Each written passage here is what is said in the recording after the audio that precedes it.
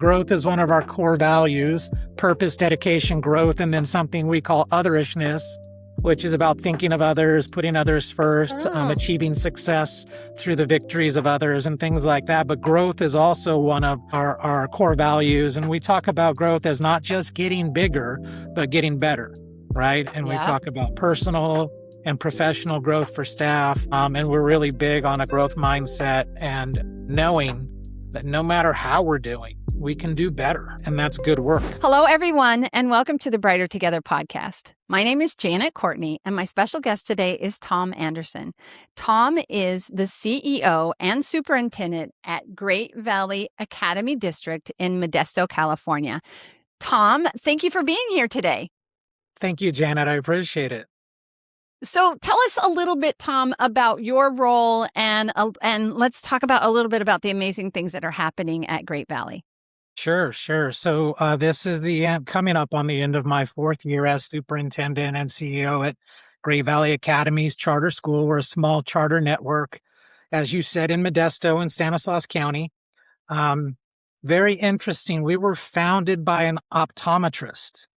Really? So, yeah, he was doing his therapy in his practice, and he somehow knew, and I don't remember his name, but the founder of an academy in Michigan, Grand Valley maybe, or something similar. Yep, there's a Grand Valley. Yeah, IVL, integrated visual learning.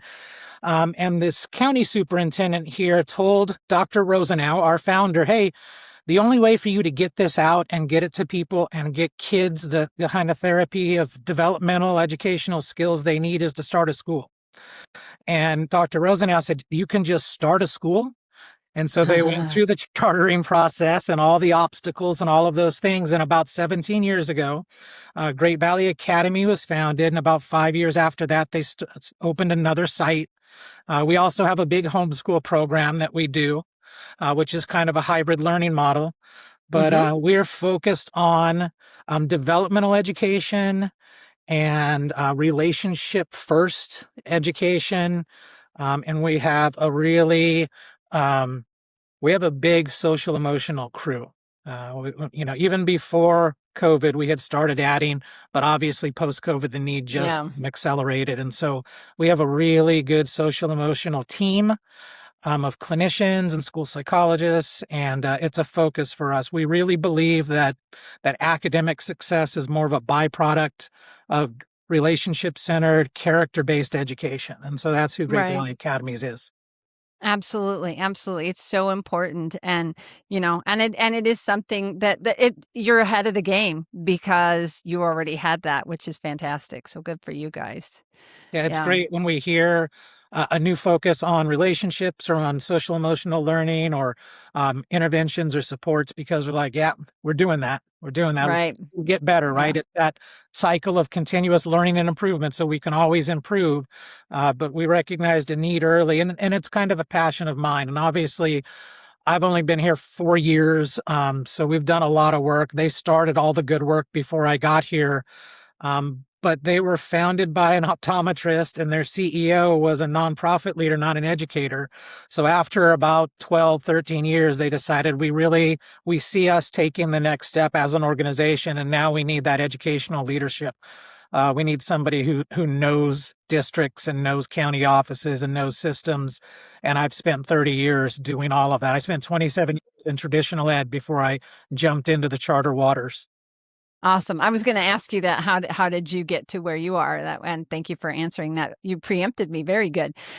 So what grade do you start? Are you pre-K or are you K? Yeah, and how high up do you go? TK 8 school, but we added TK not this year, but last year. We were K, and so TK is fun. It's a lot of work. But it has transformed the organization. It's a really nice continuum to see kids from 4 years old and to try and get them ready to go into high school as young adult learners, And I think it's been since the pandemic too. I think it's been really helpful. I think schools have seen that adding that piece and getting these little guys ready for school is really, and I've heard from educators as well, early, even from the early days of the podcast. Now we're only not quite 10 months old, but just the second graders and third graders that just weren't ready, and all the emotional issues, and that's why you have what you have. Right. But it's so important for them, and when you take them out and don't give them that opportunity. My daughter she has a corgi, and we got her on February 14th, on Valentine's Day 2020, and she is a COVID dog. Literally, they tend to be like clingy anyway. This dog is extra clingy. Chloe is a clingy dog, but I mean, and it's a product of the situation and what we had to deal with. So what does your program look like, and what kinds of things would you say have been key to being successful in that program? Sure. Well, going back to the TK discussion, we're still in the process of building that out, and we realized we wanted to do it the right way, and we wanted it to really be development based. So it's play based. We have a terrific childhood education specialist who was one of our best primary teachers, transitioned into that role. She's really built the program well. We've overstaffed our speech therapist, which sounds crazy because you can't find them, but we were lucky Right. find speech therapists. And so we've overstaffed a little bit so that we can have additional whole class and small group communication. We call it a communication lab for our kids that need some of that. We really focus on developmental skills before we get into academics, and the academics flow. And then we also have this kind of, as I was talking about, a proprietary, it's not vision therapy. It's a vision focused, academic support program. It's an RTI model, a multi-tiered systems of support model, but a key component of it is doing early assessments to determine whether kids have the prerequisite skills they need to learn the academic piece. And so we have this kind of whole class, universal level of developmental support and visual learning that happens. And then as we identify students that have extra needs, we do an intervention-based program focused on getting them those prerequisite skills so that they can accelerate their academic progress. So tell me a little bit, Tom, about your social emotional learning and your response to intervention slash multi-tiered system of support program. And, what does that look like? Sure. So we are a conscious discipline school. So that's kind of our universal SEL model. All of our staff is trained. We had conscious discipline come out on a 3-year plan to train staff and implement conscious discipline policies, which is really about regulation and co-regulation and getting students into their brain state. So that is our baseline, our universal model. From there, we have a really strong SEL team. We have on each site, we have a social emotional learning facilitator, a self, Okay. and they do whole class lessons. They do small groups targeted to specific concerns like social skills or anger management, things like that, but at a kind of a tier 1, tier 2 level. Then we have some associate mental health clinicians, one or more per site. They do more individualized counseling. And those students are identified through our student support process, like an SST model. And then we also have some clinicians that are ERMS focused, education-related mental health services. So they do specifically special ed mental health services for our students on IEPs, and where the program is designed for them to support their access to the general ed curriculum. And we have a terrific coordinator. She's a former parent of a Great Valley Academy student. When I first came, we were farming out our mental health services. I had her come on to consult for the first year, and then I hired her right away. She's got experience in schools and in private therapy. She had the background that I appreciate in a leader of mental health services, and so she's our coordinator of school-based mental health services. Her name's Megan Kubicek. She's terrific. She's designed this program, and I can say that I was at least there when she did it. Nice. You help facilitate. You Yeah, did. You help facilitate. We need leaders. We absolutely need leaders. There are people that are really good at the day-to-day stuff, and then there are the visionaries. And, you got to have both. You really have that's to have right. both.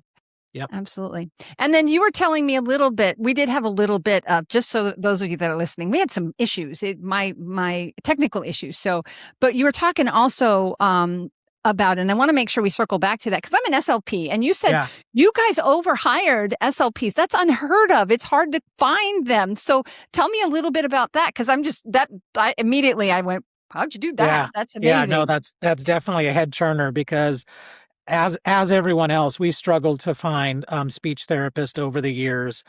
We had one GVA employee, a speech therapist that's been here a few years. We got her right out of school. She's grown with us and been terrific.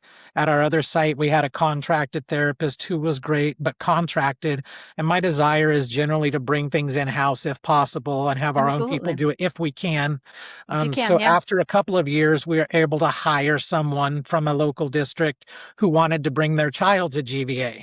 And so we have a lot of parents that work for us. They want their kids here. They love the school. They love what we're about and they want to work for us. So we were able to bring her in. And then our original speech therapist went out on maternity leave. We were lucky enough to backfill her to start the year. We found someone again straight out of school, but very good, whose mother is a teacher at GVA. So it's very family oriented here. Nice. And Yeah. so we brought her on board. When our original speech therapist came back, we kept the new therapist and we Mm. focused her on some RTI-like work, especially at the TKK level, so that we have what we call a communication lab, and we're working with all of our students at an early age, not only on pragmatics and things, but also on social skills. Yeah. Yeah. Yeah, And early executive function, right? Getting them ready to learn. very much so. Absolutely. Yeah. Very cool. That's very Yeah, cool. I love that. I love that for your team. I love that for your school because all of these pieces get your children ready to learn and get them to a place where they can learn because there's so many things that these kids come into, even at a charter school, even at a private school, even it doesn't matter, what the stuff that happens in life, it doesn't happen based on your zip code, right?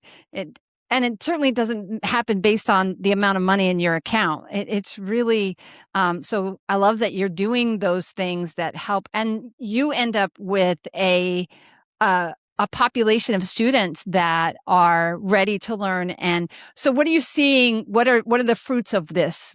Give us a little bit of what you've seen from that. sure. So we were excited to bring TK on board because we thought earlier intervention, train them up Mm-hmm. earlier, get them to be GVA students and really understand our program, and then just accelerate that learning, right? We're also Mm-hmm. a mastery learning school. So we're also focused on ensuring students can take things as far as they can, knowing that everybody has different potential and capacities and abilities. And so we try to be very student focused and challenge them to do the best that they can. They have a GVA pledge that they do here that talks about being the best that they can because it's the right thing to do. And so we really focus on character and developmental skills. And then once you are ready, some self-directed learning and not only self-directed learning, but personal choice around extension or acceleration, which is really hard, right? It's really Mm-hmm. hard to create a system where you have students that can take off other students that need support and students that are like, I'm good right where I'm at. I'm doing the best that I can, and it's pretty good. And so we really try to allow for systems that provide a space for students to be successful at their individual levels. Occupational therapy shouldn't be one more thing on your plate. It should be a solution. Lighthouse Therapy offers school-based occupational therapy services that actually work for you and your staff. Our OTs have an average of 16 years of experience in schools, and they support everything from handwriting to fine motor to sensory integration. And you can choose from 3 different service models, whether it be virtual, hybrid, or in person. It's OT that fits your workflow without the chaos. Visit lighthouse-therapy.com/brighter together to learn more. Right. Wow. Yeah, it's not just teach to the middle anymore, is it? Yeah, that's incredible. It's freeing for those kids, and it's exciting because you find that area, you find that thing that they love, and they can chase it. Yeah. And it's Good. great to see them chasing those things. And it's great to see our staff feel the, like you said, the fruits of those labors and see kids succeed. We have very high, it's anecdotal, but we have very high success rates for our kids in high school. They attend all of the local high schools because Mhm. we stop at eighth grade for now. Yeah. They attend the local high schools, and the feedback we get is that they're very successful. And of course, you're always concerned about students being sheltered at a small school. But we're not a small school. Our schools are pretty big. They're nearly 1,000 students, so they get a pretty good um, cross section of other students. We have a relatively diverse population, and so they're prepared pretty well for high school. Um, and they may be going to, there's a 3,000 kid high school close to us, and a lot of kids go there, and there's worries that they're going to be little fish in the big pond, but they seem to be swimming pretty well, so we're happy about I was looking a little bit at your sign, be a goldfish. Yeah, I love that. I it. love Yeah, that. Yeah, we do. it's a little bit off, but I got it. I got Yeah, it. we had Ted Lasso as a theme a couple of years ago. We do a theme every year, mostly for staff. And based on our mission or our vision or something, we tie it to a theme. And so a couple of years ago, our theme was believe. And it was about believing in the organization and believing in our mission. And so we take it all the way. We Ted Lasso things up. We do our opening ceremonies at the beginning of the year with a bunch of lasso based things. There's lasso leadership stuff. So every year we get into that. This year, actually, our theme is Legos, and it's about building Fun. communities. Yeah. So we So try to do, I'm yeah, going to read the sign only because this is audio and video. Some of sure. it's video, some of it's audio. So the sign that we have been referring to, for those of you that are going, come on, what are you talking about? I'm going to read it for you. It says, do you know what the happiest animal on earth is? It's a question. It's a goldfish. It's got a 10-second memory. Be a goldfish. I love that. I love that because you just don't get stuck. And because you can Yeah. get your mind, and that goes back to the social emotional that we've been talking about, which is so cool. It all just kind of fits together, right? So you've got to let go of the things, and here's me getting on my soapbox, but those things that are preventing you from being successful in your life or preventing your schools from being successful, if they get on a loop, that is an ugly loop that you have got to get off of. You got to stop letting the things that are holding you down keep you down. You have to continue, and that's why you're successful. That's why, because you're looking at what's happening, and I'm you know this already, Tom, but you guys are winning because of what you're doing, and that's a beautiful thing. So Yeah. I know I got us off a little bit, but No, I'm that's trying to bring us good. back. That's good. I Yeah. always say if the goal is, I heard this quote somewhere and I'm butchering it, but something about if the goal is growth, then every experience that we have, good or bad, means we're winning. Yeah. And I Yeah. like that. Yeah, I do too. And it's like it's one of those things where it's like you just take whatever it is that you have been handed and you keep making it better. You keep stepping into it. And that's why when you recognize a child that loves Legos, for example, I'm sure you've got lots of kids that are loving this theme, right? I have a son who to this day is 26 years old. He still loves Legos. His mind works that way and he Yeah. puts things together that way. A builder. I'm not a builder. I'm the visionary. I always have been. I'm Yeah. not the one who's putting the bricks together. But just knowing that they can continue, and when you're successful, the schools see it, the parents see it, and then that's people see success in there and they're attracted to it. They really are. So you don't grow just because you have this much money in the bank or this many people on your staff or whatever. You grow because you continue to support and promote positive things, right? Yeah. Yeah. Growth is one of our core values. That's over on this side of the wall. Growth is one of our core values: purpose, dedication, growth, and then something we call otherishness, which is about thinking of others, putting others first, Oh, achieving success through the victories of others and things like that. But growth is also one of our core values. And we talk about growth as not just getting bigger, but getting better, right? And we yeah. talk about personal and professional growth for staff. And we're really big on a growth mindset and knowing that no matter how we're doing, we can do better. And that's good work. Yeah. You know what's funny? Our values at Lighthouse are honesty, guidance, faith, growth, and respect. So it's so yeah, we get it. You get it. We get it. Yeah, faith is. I mean, I've told you before. I told you before we started, and I always tell people I'm a Christian. I never hide it. I never hide who we are. God called me to start this company, but having that faith as our center core value, you still have to have that honesty. You still have to guide people. You still have to respect those that come in front of you. And the only way that you're going to continue to move forward is by growing.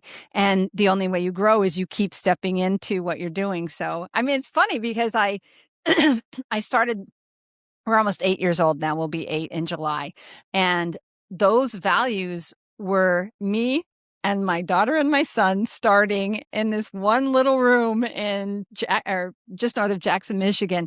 And I'm at a desk and I'm like, what are my values? Lord, what do you want my values to be? Because they were already mine to begin with, but to put them on paper and to have them consistently and to have you talk about growth, I love that so much because it just is.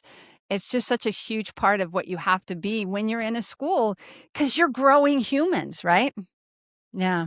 So, Yeah, and we went through a number of educational partner groups to kind of vet these core values a few years ago to reestablish what those core values were. And so, we had a leadership group and we have committees. We have a shared leadership model. So we do things through a committee system as well as what I call an extended executive team, which are all the leaders in the organization. And so, we did a brainstorm. We took it to our extended executive team. They added some information. We developed a tool to get feedback from our educational partners, or our three big educational partners, our students, staff, and parents, right?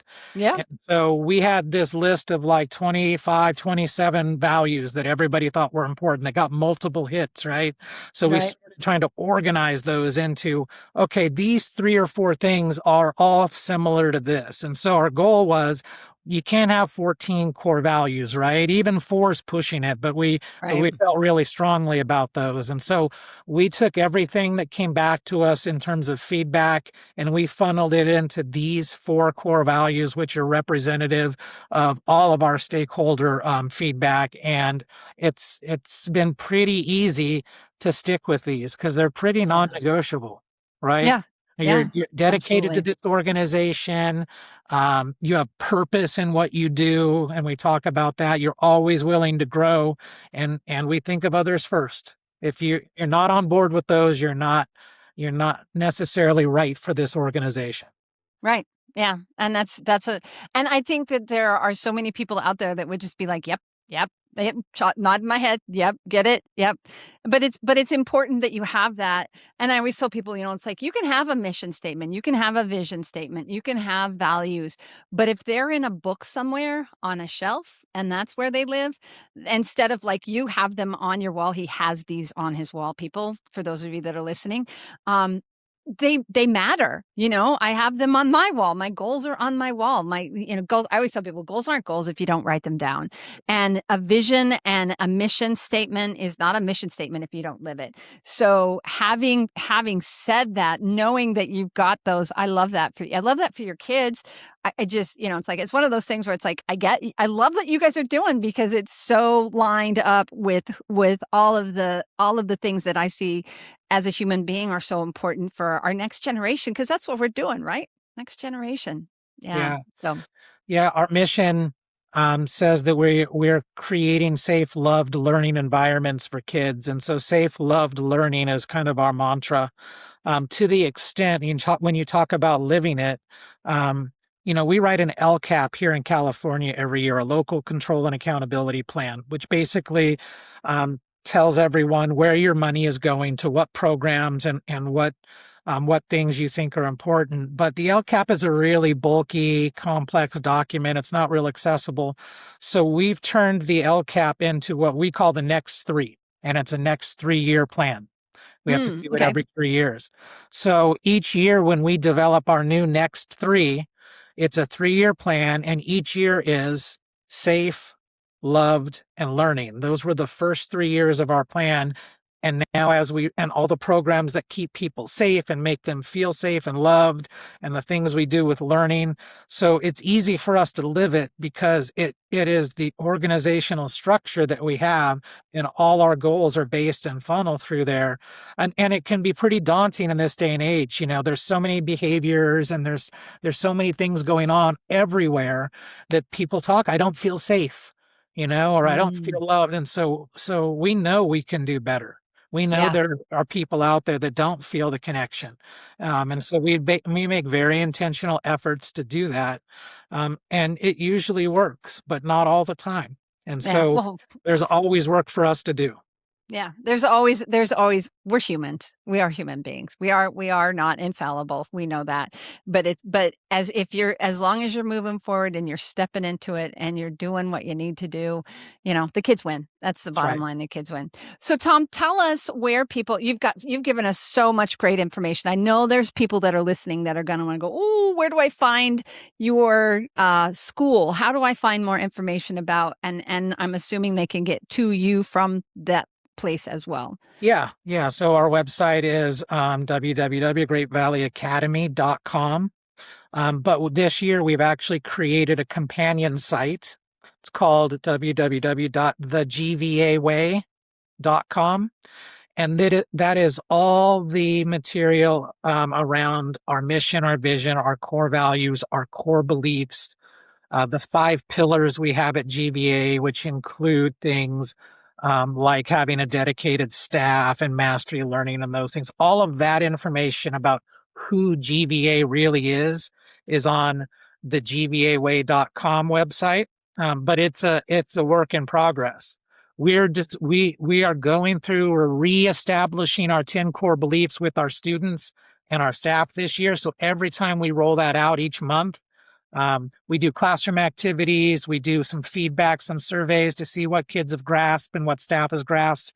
And we send it to parents, and once we feel everybody's gotten it, it goes on the website because we're committed to this. So if you go there, not everything will be there yet, but it gets rolled out every month or so. But our base website is greatvalleyacademy.com, and that's got all the essential information, and you can get to us at either site if you want information. And Nice. it's Well, enrollment season, and it's enrollment season. So if right? you're in Modesto area, where's Yeah. the other one? Where's the other one? It's also in Modesto. There's a small Okay. town called Salida. But Okay. as a charter, we take people from everywhere, Yeah. right? You don't Yeah. have to be that Well, and you local. said you have basically a home-based program as well, right? Yes, we have a homeschool program that runs through our Modesto site. So we have some students that do kind of a hybrid program as well. Right. Yeah, Yeah. lots of Yeah. options.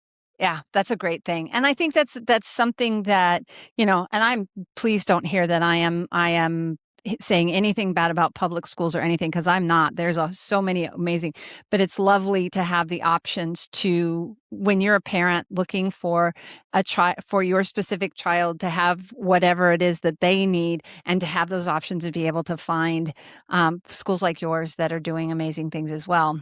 It's a great thing. So here, I want kids to learn, I want them to be able to become, because we are raising up the next generation. And if we do nothing else with our lives, we've done that. That's the best thing. I want the world to be a better place for our children and our grandchildren. I don't have any yet, but I want some someday. So 100%. Yeah. So thank you, Tom, for being on Brighter Together. It has been an absolute pleasure to have you on the show. Like the show says, we're brighter together, and it's very clear that you guys are doing amazing things. So thank you. Thanks, Janet. I love the work that you're doing, highlighting best practices and passionate people, and they're all focused on students. So I'm happy to be a part of that. Thanks for including me. Absolutely.